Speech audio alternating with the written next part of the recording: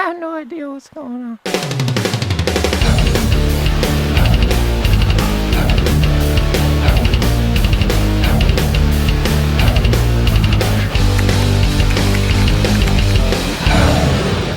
Hey guys, RanterInShades here, exercise my first amendment rights vlog style. I listen to a lot of music, as you guys know, and I found out about much of these artists through a variety of different sources. Whether I saw them open at a show I went to and they made a good impression, whether I heard about them through a YouTuber I follow talking about them and they made a good impression, or the YouTuber in question made a good case for why this is a band I would enjoy, whether I heard a song of theirs in a movie or TV show, whether they came as a recommendation from a friend of mine and they made a good case for why I'd like them, whether they had a song in Guitar Hero that I really liked, or even something as crazy as my mom randomly buying Ironworks by Dillinger Escape Plan on CD for me in 2008, likely as a recommendation from someone else, when neither of us knew a thing about the band, or the time I got into Savatage completely by accident in 2009 through buying their song Hall of the Mountain King on iTunes, thinking it was going to be a metal rendition of the piece by Edvard Grieg, both of which are true stories. That's literally how I got into Dillinger and Savatage back in the day. Today we're going to be exploring a very particular source of how some bands were brought to my attention, and it's not something anybody that knows me or watches me would expect. Let me explain what I mean by that. I am not a gamer, or at least I don't consider myself a gamer. As an outsider to the gaming community, my idea of what a gamer is someone that's not only unabashedly passionate about video games as a whole and spends a lot of their time playing them, but they're also someone that keeps up with the latest consoles or specs for gaming PCs, follows new releases from multiple different companies and developers, maybe even keeps up with gaming news and consumes a good deal of gaming-related content, whether in the form of reviews, let's plays, live streams, countdowns, or general discussion videos. I absolutely respect that there are many people out there that are passionate about video games in much the same way I am with music. However, none of what I've described applies to me at all. Sure, there's a small number of games from my childhood I enjoy, whether we're talking about humongous entertainment games like Pajama Sam and Spy Fox that played a crucial role in my early childhood. Humongous what? Or Yoshi's Island and Super Mario 3 on Game Boy Advance, which made for great pastimes in the latter half of my elementary school years that I still hold in very high regard. If you want to be black and white and consider me a gamer on just that metric alone because you operate on the logic of, if you enjoy any video games at all, then congratulations, you're a gamer, you're free to do that. I just don't agree with that. For the most part, video games have always been extremely alien to me, or at least felt as such, so that's why I don't really indulge in a lot of discussions or content relating to them. But this is what makes Guitar Hero and Rock Band as special of exceptions to this as they are. To me, they were musical experiences first and video games second. Even while I was really getting a feel for real guitar, I was very passionate about these games in my middle school years and developed a fondness for a lot of the songs in their respective soundtracks. And this of course served as the basis for what led me to look more into the bands and send myself down the musical rabbit hole that I'm still in to this day. Older people might look at that as a cheap and inauthentic way to discover a band, but the way I see it, this is one of those situations where the ends justify the means. I'm a fan of the band, am I not? So does it really matter the when and how of how I discovered them? It's like, we get it. You grew up in the 80s. There's really no need to use that fact to dunk on anyone. It's great that you were alive back then, but you don't need to be a dick about it. The fact is, a lot of people in my generation have games like Guitar Hero to thank for exposing them to some of the music they know. And for guys like me, it was only the beginning.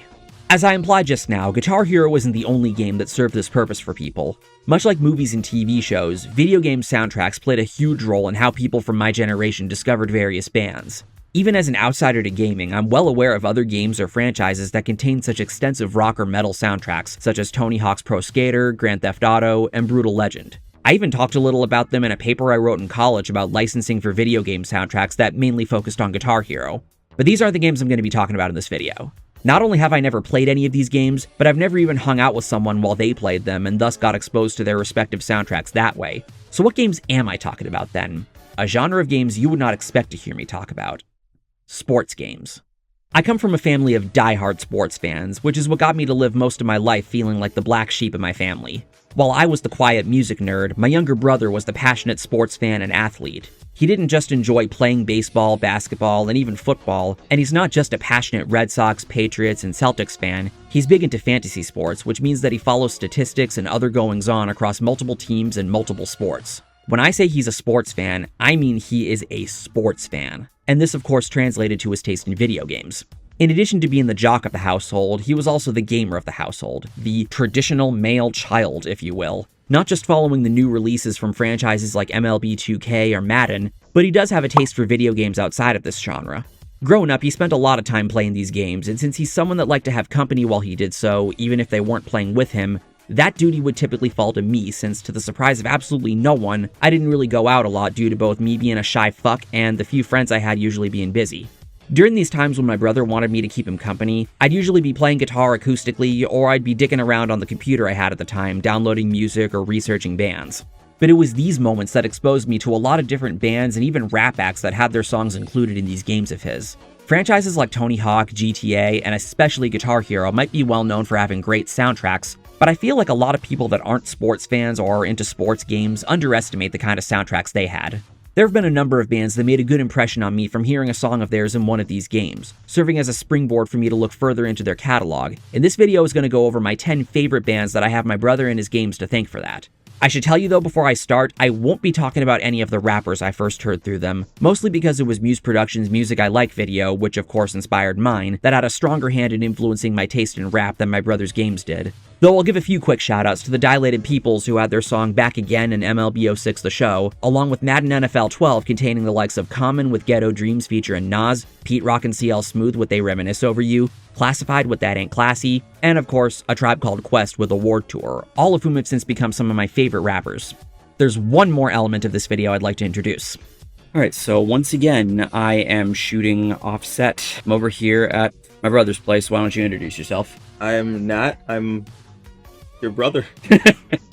Yeah, just making sure you weren't going to introduce yourself as something else. So anyway, I'm over at his place because, as you can tell from the shirt I'm wearing right now, last night I was over at House of Blues seeing Architects, and tonight, as I'm recording this, I'm seeing another show across the street at MGM Music Hall. I'm seeing Bad Religion, and I figured while I'm hanging over here, I'd record a little conversation over here about the topic at hand, about some bands I got into through his games. So now that we've introduced this element, I will start. We like sports and we don't care who knows, from shooting hoops to the Super Bowl. After hearing a bunch of cool songs in MVP Baseball 2004 and 2005, which we'll get to later in this video, I remember being really curious what kind of music MLB 06 The Show would have when my brother got it. The first song to really click with me was Got a Reason by Hard-Fi. They're an alternative rock band from England that came out during the 2000s indie garage rock wave, and you can kind of feel it in their sound. They were pretty successful in the UK during the second half of the decade, with their 2005 debut, Stars of CCTV, going double platinum in Britain. But I feel like by 2005, that wave was coming to an end in the States, so their success in the UK didn't translate much elsewhere. The thing that really caught my ear about Got a Reason was its main riff and the harmonic alternation between the G minor and E flat major chords. It's the one with the riff that goes like... Oh, yes. I'm pretty sure that was like the intro to the game. I could be wrong. No.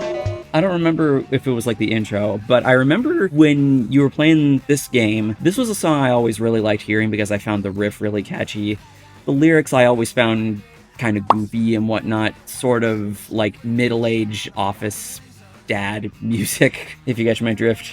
The song's about a guy trying to make a move on a girl he sees while he's trying to figure out something to do. Even at the time, I felt the song was designed for a sitcom or a rom-com. Much of Hard-Fi's songs are about suburban working-class life, so it's not too dissimilar to the kind of lifestyle portrayed in a lot of that kind of media. But for as cheesy as the song sounds at spots, like when Richard Archer makes these trying to sound sexy kind of noises, and when he says,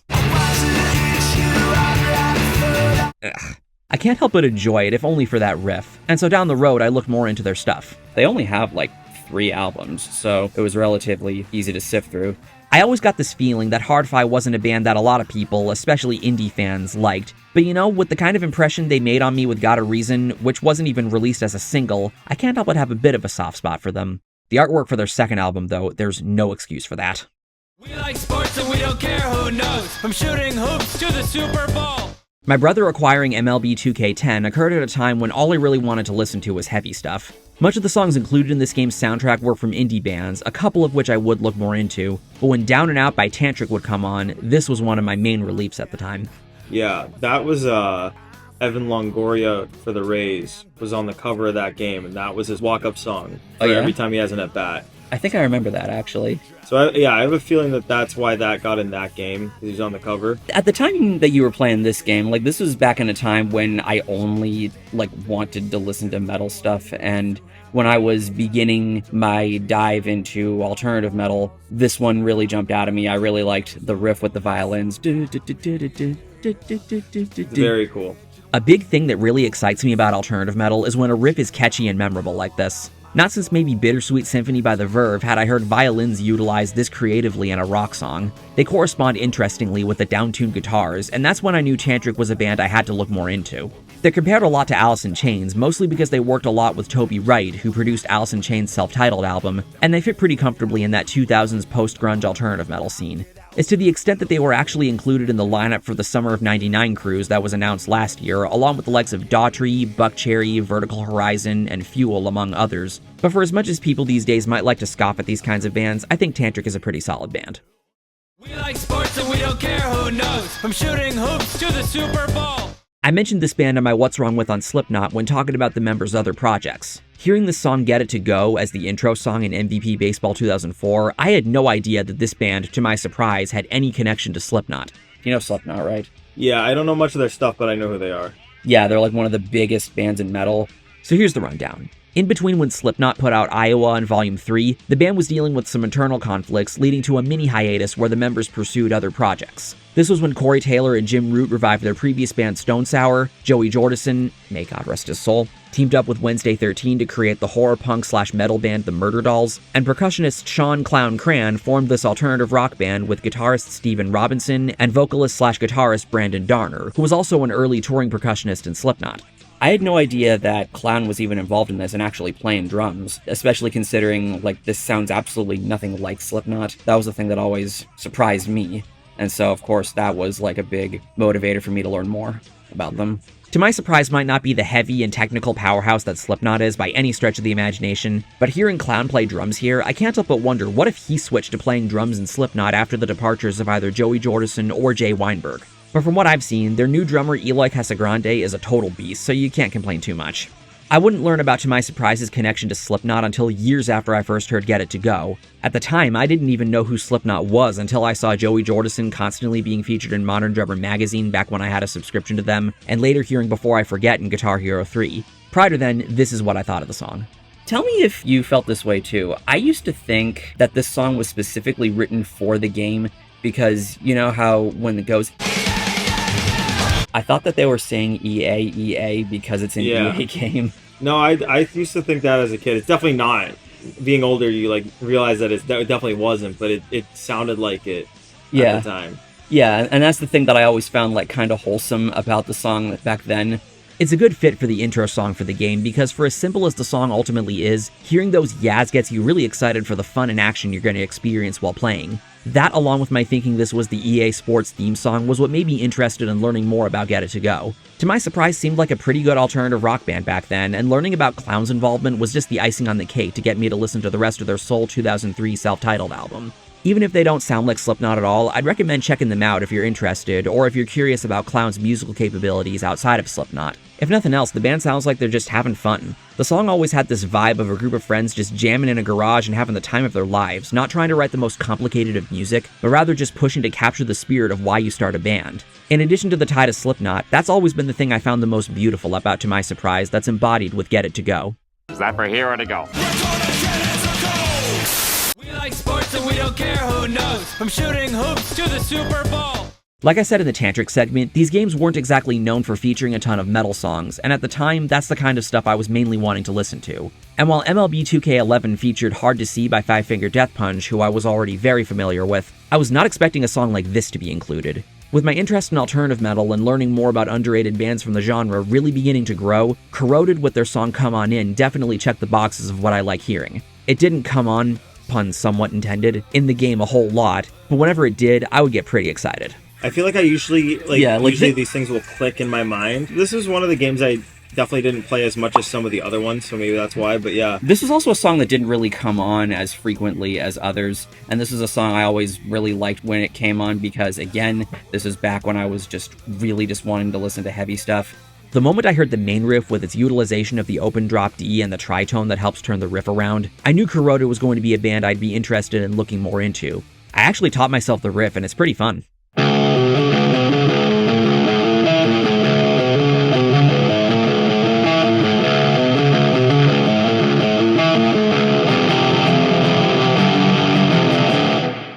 Their sound reminded me a lot of the heavier and more well-constructed aspects of Stained and Godsmack. Jens Weston's vocals even have that southern slur that's heavily associated with both Aaron Lewis and Solierna. That might speak to how typical or generic bands of this genre tend to sound, but from all that I've since listened to from Corroded, nothing they've made has ever sounded try-hard or made me wince in ways that those other bands sometimes have tendencies to do. Perhaps that might have to do with the fact that this band is actually from Sweden, one of my favorite metal countries. Listening to this, they don't sound particularly Swedish at all. They have that 2000s American nu metal sound down to a T. Most of the Swedish metal bands I know specialize in the more melodic metal genres, and Corroded is the only alternative metal band I know to come from this country. With how much the power, progressive, and glam metal bands from this country really hone in on the sound, it always made sense to me that the same would apply to alternative metal bands hailing from Sweden. Come On In even has a cool solo.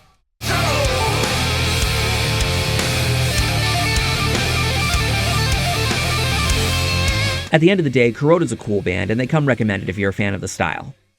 We like sports and we don't care who knows. From shooting hoops to the Super Bowl. Snow Patrol was an interesting band to learn about way back when. Their song Spitting Games, no not that kind, from their 2004 album Final Straw was always a song I associated heavily with MVP Baseball 2004 because it had a particular good time feel to it. In particular, I love humming that lead melody.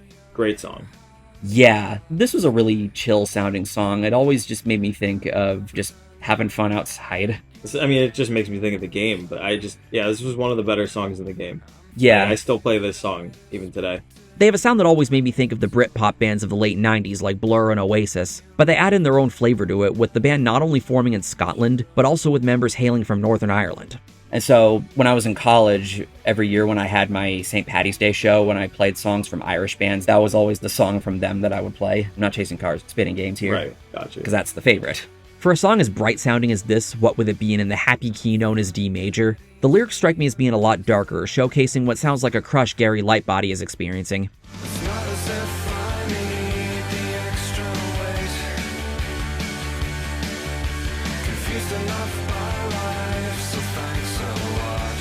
It creates this weird contrast of moods where the only explanation as to why that is because that's just how life is a lot of the time. It's a vibe that you find in a lot of Snow Patrol's material, as I'd come to find when I looked more into them. I would learn that they have a very sizable fan base, and that they had a major hit in 2006 with Chasing Cars from their fourth album, Eyes Open. Chasing Cars by... You know what? Definitely gonna know this song. Oh, yeah, of course. That's all I needed to hear. You just heard the opening notes, Yeah. and that's all. Yeah. Wow, I didn't know that was them. That's crazy. Yeah, again, I had no idea that they were that big. That's a huge song. That's like a really, really famous song. Everyone knows that song. As sweet of a love song as Chasing Cars is, it just doesn't excite me the way Spitting Games always did. That was the song that made me see the potential with Snow Patrol that I did and compel me to learn more about them. To this day, it's a song that always puts me in a nostalgic headspace, whether for my college years when I played it on that St. Paddy's Day show, or for when I was growing up and creating what I wouldn't know in that moment to be core aspects of my childhood. So I can't help but smile whenever I listen to this song, and appreciate that it introduced me to this band. We like sports and we don't care who knows. From shooting hoops to the Super Bowl. Okay, this one I'm kinda cheating with, because I didn't technically get into Trust Company from hearing them in MVP Baseball 2004. Around 2010-2011, when I was diving more into new/alternative metal, the name Trust Company jumped out at me, and it seemed familiar. And then, when I was just looking back over these soundtracks, I'm like, oh yeah, they had a song in this game. They had a couple moderately successful rock radio singles in the 2000s with Downfall and Stronger, but if we're really wanting to be technical, my first taste came from their song Surfacing, which is not a Slipknot cover, from their sophomore album from 2005, True Parallels. Yeah, this is a great song. Yeah, it's neat. Trust Company is a pretty neat band. I have that song on my workout playlist. For as much as Trust Company is a band that I felt had some notoriety to them, they're not a band I hear a lot of people talk about. They're a band that captures a lot of that Linkin Park sound with some Deftones thrown in for good measure.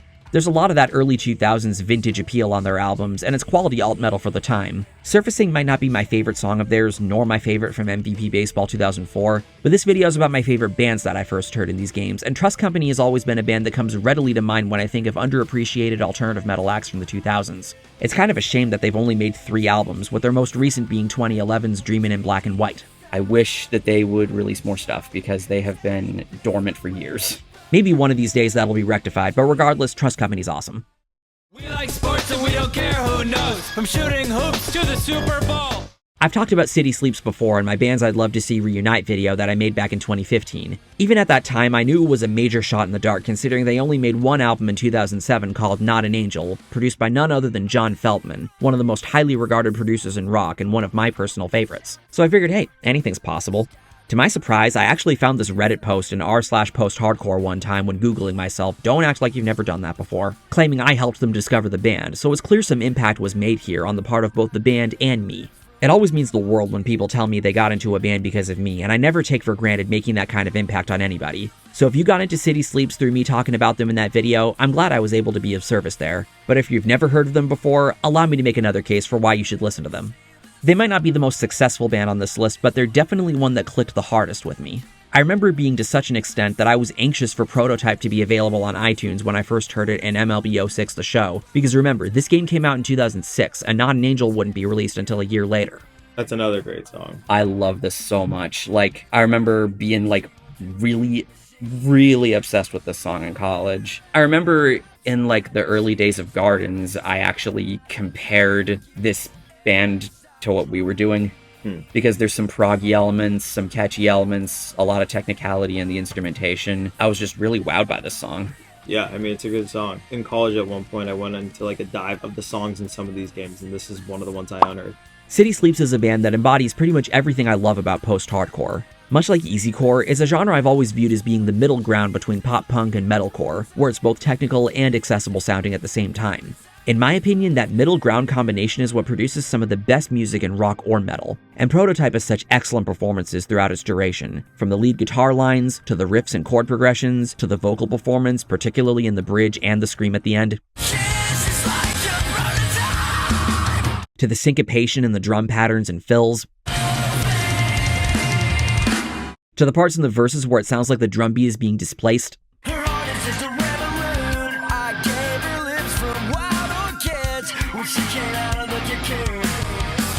It's like, dude, this song's construction still blows my mind to this day, and it was of course to the degree that I decided to check out the rest of their album. It fits perfectly at home with your Used, your Seosin, your Red Jumpsuit Apparatus, etc. City Sleeps made a fantastic impression on me with Prototype, and I will always love that song.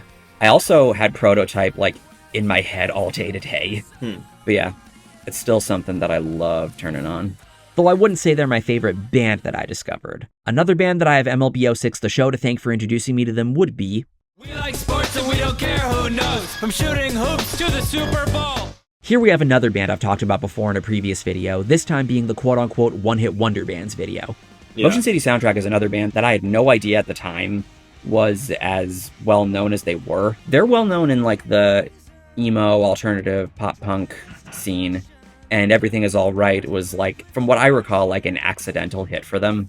Everything Is Alright was the debut single from Motion City Soundtrack's breakthrough sophomore album from 2005, Commit This to Memory. It was an unexpected success, and it's undoubtedly the band's best-known song. Back then I thought it was a pretty cool-sounding song in MLB 06 The Show, and I really liked Justin Pierre's vocals, but it would be a while before I really developed my appreciation for the indie emo side of pop-punk.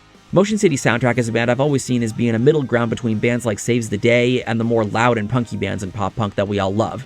They're kind of similar to Jimmy Eat World in that sense, another band with a very poppy signature song that everyone knows that only begins to scratch the surface on how broad their sound is. I want to say that game had like a few really good songs. It had a bunch of songs in it, but I want to say most of them were not songs that I would unearth years later. But the ones that were good were really good. Yeah. Motion City Soundtrack is a cool band. Everything Is Alright is also a song I had no idea I'd relate so much to as an adult. It's about anxiety, OCD, and the measures one takes to alleviate stress. I'm sick of the things I do when I'm nervous, like cleaning the oven or checking my tires. Much of the song is also spent with Justin Pierre reciting a mantra that everything is fine and there's nothing to worry about, almost like he's trying to convince himself of it. I can't tell you the number of instances where this is how I felt, even if the situation didn't even call for it. Hey guys, Future Shades here. Just want to cut in quickly to say that with the recent situation going on with my Facebook that happened as I was editing this video, yeah, the song definitely is relevant to what's happening there with the stress and anxiety that I'm feeling about it, as well as the need for positivity and the need for things to at least feel all right. That is all. Back to the video. And while I wouldn't say this is my favorite song of Motion City soundtracks, I've always maintained a special appreciation for this song. So when I dove more into pop punk and emo, they were a band I no doubt explored more of. Commit This to Memory is a classic, and albums like I Am the Movie and Even If It Kills Me are also great, and I'm happy to have found them through hearing them in that game. Also, the song has backing vocals from Patrick Stump of Fall Out Boy. Huh. At the time I made the One Hit Wonder Bands video, I had just found out that the band would be embarking on a farewell tour. I remember thinking about seeing that tour, but I didn't end up following through on it, and I'd kind of regret it for the next 3 years. But then in like 2020, 2021, they announced they were going on tour again, so maybe one of these days I'll see them live. I remember thinking it was just for some one-off shows, but I guess they just needed a breather. Because ever since they reformed in 2019, not 2020, I don't know why I thought it was later than that, they've continued to tour throughout the years. I'm glad for that, because Motion City Soundtrack is a solid band that I've never really felt got the love they deserve. And for me, they're a band I feel like you should definitely try to see live before a time comes where you can't. Kind of like what I did in the Disney songs video, I'm going to have my honorable mention section a little earlier in the video because my number 2 and my number 1 are both very special for different reasons. For this section, I'm going to talk for a bit about some select songs I really like from my brother's games that didn't exactly, at least at the time of this video, influence me to look further into their stuff, or I wouldn't say I have as strong of feelings about the bands compared to the stuff on the main list. Starting with Chronic Future with Time and Time Again from MVP Baseball 2004. This was your favorite song from the game at the time, I remember. Yeah, and it still probably is. The song is just so great. When my brother first started playing this game, this was the first song I remember really liking. Combining rap rock in the verses with a pop-punk chorus, and not to mention the chromatic dissension and the chord progression, it was like nothing I'd ever heard before, and it blew my mind. It always makes me think of, like, Rage Against the Machine meets Green Day. I also remember this being the first song I ever purchased on iTunes back when I had my dinky little iPod Shuffle, and I played it to death back then. It was just that exciting. I even remember wanting to cover the song back in the Gardens days. I'm not normally someone that wants to cover songs with a band, mostly because too much time is spent arguing about what song or songs to cover, but this and My Sharona by the Knack are always the ones I would suggest that I'd have an awesome time playing. It's also another song that's proven to be really therapeutic for me. It's not just about insecurity and identity, but also about overcoming that insecurity and the act of self-discovery. Time and time again, we fall into the depths that fill we up, but you can't keep running away from what you're trying to find. Being that I was entering my teen years and entering the beginning phase of developing my identity, Time and Time Again proved to be quite empowering for me. No way you hide that shadow can't be good for you. Your dark defines your light. There's one other thing I also associated the song a lot with. The song also made me think of Danny Phantom a lot, because after you would finish playing the game back then, that show would always be on when we'd switch to watching TV. Is that right? Yeah. That's weird. I don't remember like having a specific time, but I guess maybe it would be like I would come home from school, play the game, and then like at 5 or something. Yeah, stop. yeah, like after a while we'd switch to Nickelodeon, and that would usually be on, and so I always just associated the song with that. If you think about it, it kind of makes sense since Danny Phantom is a show that deals heavily with themes of identity and insecurity, so I always kind of imagine someone making an AMV of the song with Danny Phantom. At the end of the day, while I never made a point to listen to more of Chronic Future's songs, Time and Time Again will always hold a very special place in my heart as one of my all-time favorite songs. On a related note, the other song from MVP Baseball 2004 that I grew such an attachment to as a kid but yet never felt inclined to into the band's catalog would be Please by Maxine. Yeah, great song. Yeah. This song ticks pretty much all the boxes for everything that I love hearing in pop-punk songs. The main riff is exciting, there's excellent dynamic contrast between the sections, the chorus being really catchy despite being the softest part of the song. Please promise me today that you will stop and feel G minor being the awesome key that it is, it kind of makes me wonder why the song never became a definitive pop-punk anthem, up there with the likes of by Blink-182, Basket Case by Green Day, In Too Deep by Sum 41, or even Ocean Avenue by Yellowcard. But I nonetheless was pretty damn obsessed with the song back in the iPod Shuffle era, where a day never felt complete without listening to Please. This is also another song I taught myself on guitar that I was pretty stoked about doing.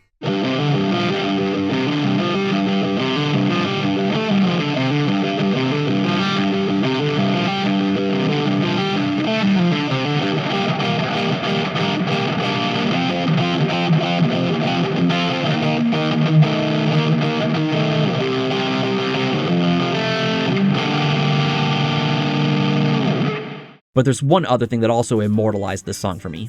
Another thing that I'm always going to remember about this song was at my bar mitzvah when they brought out the, at the time, new drum set, the one that Nana got, that she always tells the story about my drum teacher trying to talk her out of spending as much as she did. And I was going to be playing to this song. And the thing that I always remember about this, and I didn't notice this until it gets to like the sort of bridge solo section, was like everyone was gathered around and they were going, Michael, Michael, Michael. And I remember thinking in that moment, I'm like, oh my God, people actually like me? Apartments for party. Yeah, I do remember you playing the drums. Yeah, this was the song I played. Yes!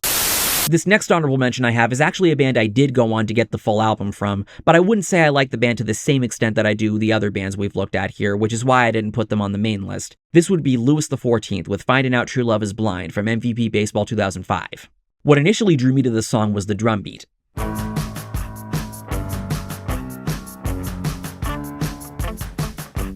I also really like the verse riff and its usage of the F-sharp note that comes after a C. The song's in the key that's allegedly Drake's favorite, A minor, and it sounded really interesting to me, even at a time before I developed any kind of understanding of musical keys and chord progressions. But let me tell you, these lyrics are something else. It's a weird song. Yeah. The lyrics are really strange. Yeah, it's basically just about the guy talking about different types of girls he's into. Yeah, pretty much. That description sounds pretty tame, but let me put into perspective how vocalist Jason Hill goes about this. He's not just a horn dog, but he also shows he's not above saying shit like, Oh, chocolate girl, wow, you're looking like something I want. I'm your little Asian friend, well, she can come if she wants. Hey, carrot juice, I want to squeeze you every way until you bleed. And I want this stupid girl who gives me all those dirty looks. Stupid girl! Oh, brown girl, with her hot pants shaking that thing on the street. oh God. Yeah, a song like this absolutely would not fly today, unfortunately. That type of song would never pop up in one of these games nowadays. No Yeah, chance. definitely not nowadays. Although it could be argued that Hill is speaking from the perspective of a guy that finds all women beautiful no matter their skin color or body type, hopefully they're also of age, woke scolds and losers on Twitter would for sure have a field day with the song because the dude not only sounds kinda misogynistic, but also kinda racist too. Now, I'm not making some bold claim about the guy that this song is definitive proof that he's a bad person or that this is who he truly is because, well, I don't know the guy. It's just the impression that the song kinda leaves you with.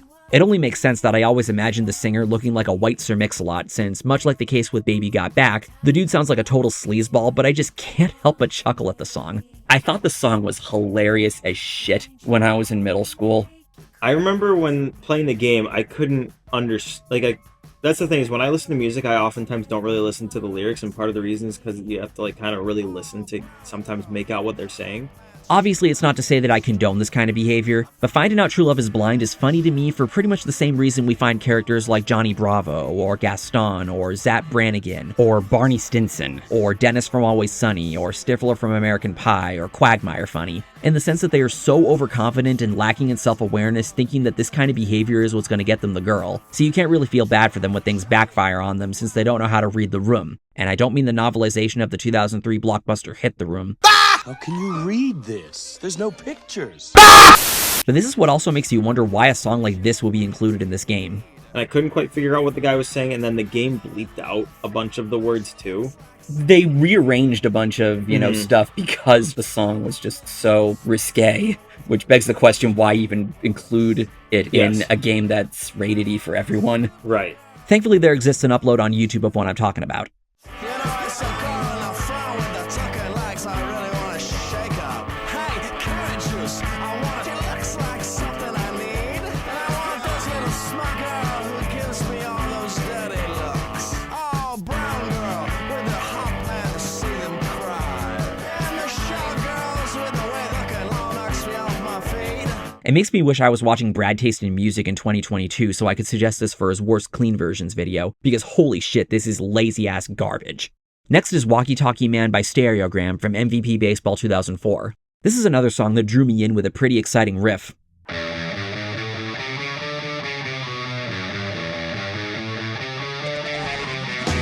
But in addition to the riff being really memorable, we also have some fast rapping in the verses from vocalist Tyson Kennedy. I never really understood what he was saying or what the song was supposed to be about, but it didn't matter because it sounded awesome. Basically taking pop punk and rapping over it. These days I sort of look at the song as this band basically trying to have their own Fat Lip by Sum 41. Which is a good song. Yeah, that's a banger. Walkie Talkie Man is basically an amalgamation of musical styles that were big in the 2000s, and I always associated it with gearing up for some action and fun, which is more than likely because... This song was definitely in other places. This song was really popular. Yeah, honestly. it was. You know what I actually remember this song being included in? You remember Kicking and Screaming? Yes, you're right. I actually This very song much- was in that movie. I do remember the song in the movie too. I think that's why I think the song was everywhere. It's because of that movie. In addition to Kickin' and Screaming, the song was also used in an iPod commercial, and it was apparently also included in that movie Robots that I only slightly remember. This is really the ultimate early to mid 2000s childhood banger, and that's why I'm always going to have some sentimental feelings towards the song, even if it didn't exactly influence me to listen to more of Stereogram's album called Schmack, which is kind of an awesome album name, not gonna lie.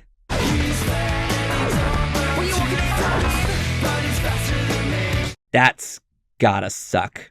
And the final honorable mention I have is Never Miss a Beat by the Kaiser Chiefs, which was included in MLB 09 The Show. I'm kinda cheating with this one too, because I was already aware of who the Kaiser Chiefs were prior to this, which is why I'm not putting them on the main list. Like Hard-Fi, they're an indie alternative rock band from England that sprung up in that indie boom of the 2000s. Their most well-known song, Ruby, was a bonus song in Guitar Hero 3, and while I wouldn't say I like the song to the same degree as the likes of Impulse by An Endless Sporadic, FCP Remix by The Fall of Troy, My Curse by Killswitch Engage, The Way It Ends by Prayer of the Refugee by Rise Against, Can't Be Saved by our old friend Census Fail, and of course, Through the Fire and Flames by Dragon Force, I found Ruby to be a catchy, neat little song. It was the only song of Kaiser Chiefs that I knew for a little while until hearing Never Miss a Beat in MLB 09 The Show. So while I already knew Kaiser Chiefs and what kind of music they made, I'd say this game's inclusion of Never Miss a Beat is what influenced me to listen to more of their stuff. Aside from Collapse Post America by the previously mentioned Rise Against, that game had way too much goddamn indie rock that kind of bored me at the time, but Never Miss a Beat was clearly the most entertaining of the bunch.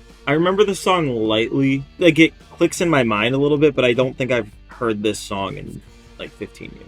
Yeah, like, this is another song whose lyrics I remember really finding funny because it's basically like... What did you do today? I did nothing. It's basically just all about the guy just not giving a shit. Why didn't you go to school? I don't know. As funny as I remember finding the back and forth in the verses, the song's actually a lot more compelling when you look at the lyrics. It's essentially about kids having a subpar quality of life in the UK, leading them to turn to the streets and live a more rebellious lifestyle. Why don't you run away? Are you kidding? Even as someone that doesn't really know anything about British politics, it wasn't too hard to pick up on, and it made me think a lot of movies like Shaun of the Dead and Hot Fuzz with that regard. But when you really break it down, it's one of those songs that showcases the kind of disconnect that exists in some places between kids and adults, and the song's energy does a lot to amplify that in a way. And that, plus the already good impression I'd gotten from Ruby, was what solidified Kaiser Chiefs as one of my favorites of those 2000s indie rock acts. Now back to the list proper. We like sports and we don't care who knows. From shooting hoops to the Super Bowl. And the Boston Red Sox are the world champions.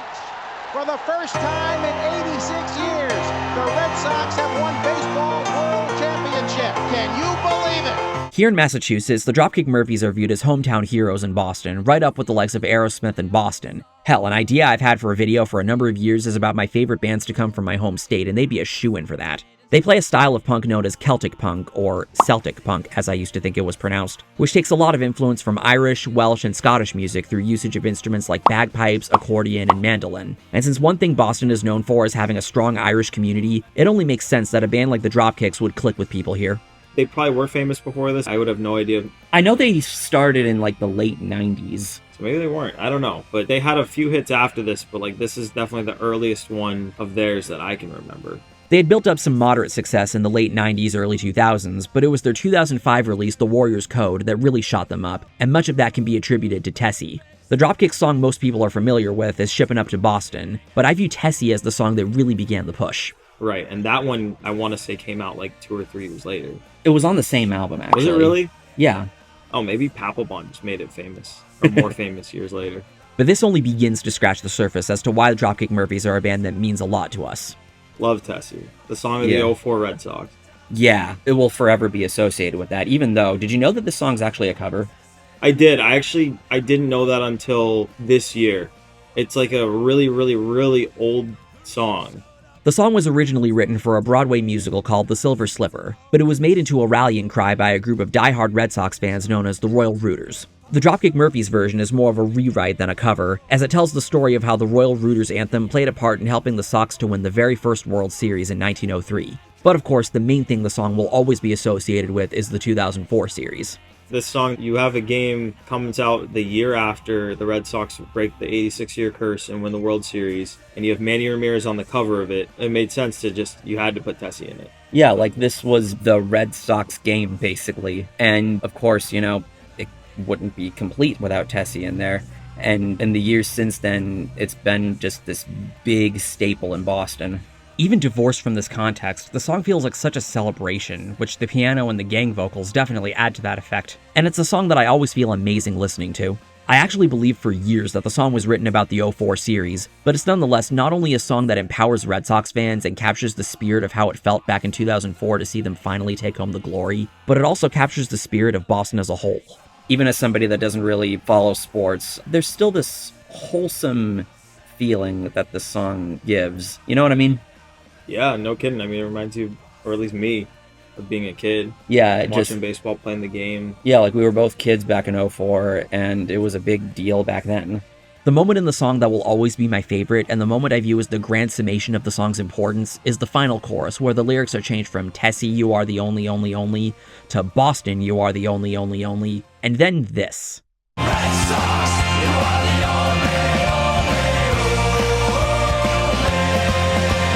I might not be much of a sports fan, but it doesn't take a genius to understand and feel the passion in all their voices as they shout the name of their beloved team, even if you aren't from Mass. They mean a lot to a lot of people over here, and they mean a lot to the Dropkicks too, and I can only imagine how amazing it must have felt to shout that in the studio, let alone with backing vocals from then Sox players Johnny Damon, Bronson Arroyo, and Lenny DiNardo, along with Vice President of Public Affairs Charles Steinberg. And I can only imagine how amazing it must have felt for everyone to be able to sing it in 2004.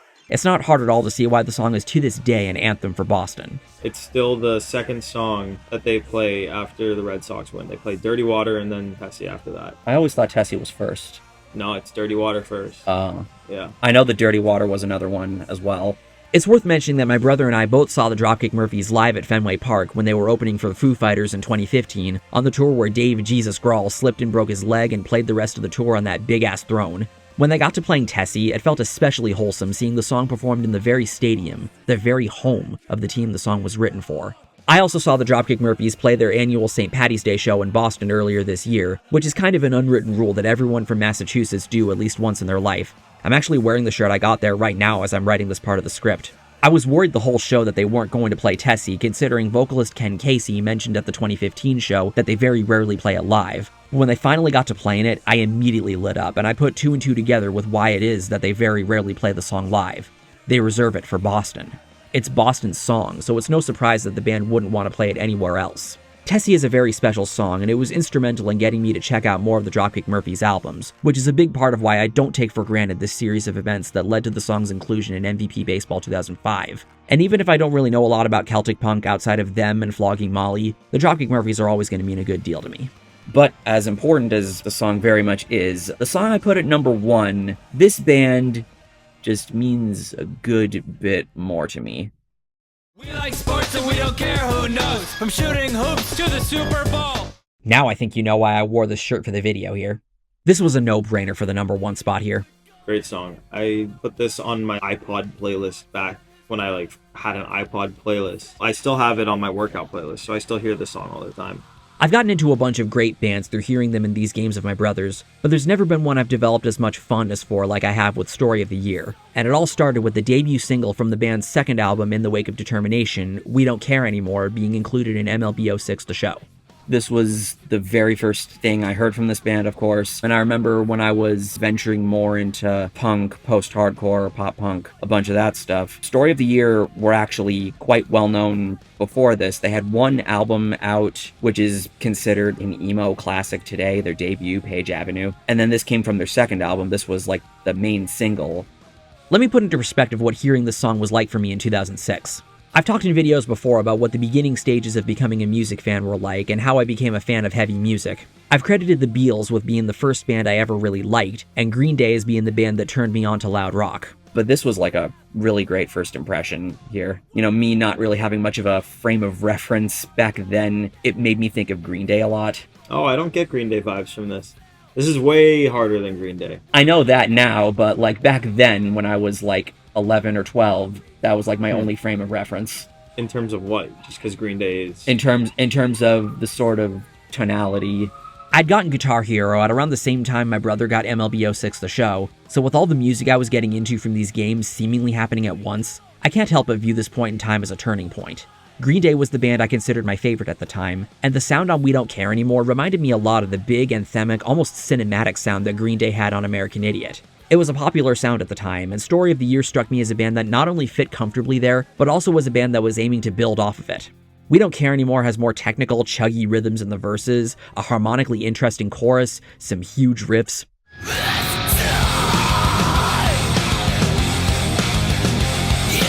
Some really pretty sounding harmony vocals like in the final chorus.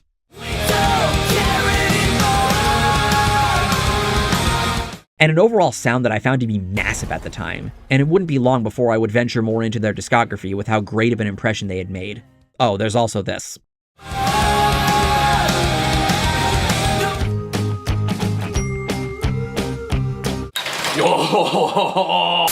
Page Avenue made a big splash in 2003 when emo and post-hardcore were becoming a mainstream phenomenon. While that album has awesome songs on it like And the Hero Will Drown, In the Shadows, Swallow the Knife, Divide and Conquer, my favorite on the album Falling Down, and of course the ever-so classic Until the Day I Die and Anthem of Our Dying Day, I've always felt more inclined to stand up for the little guy with them.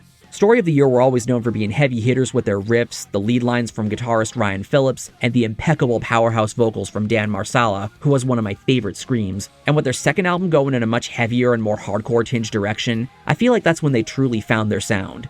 It's a melodic hardcore album that acts as a great middle ground between the really fast hardcore that you hear from bands from Strung Out and A Wilhelm Scream, and the metalcore sound that had taken over the metal scene at the time. With how much I loved We Don't Care Anymore, it was easy for me to click with songs on the album like Take Me Back, Five Against the World, Meathead, March of the Dead, Pay Your Enemy, Is This My Fate, He Asked Them, and the song that ended up becoming my favorite of the band's, Our Time Is Now, with one of my favorite riffs ever.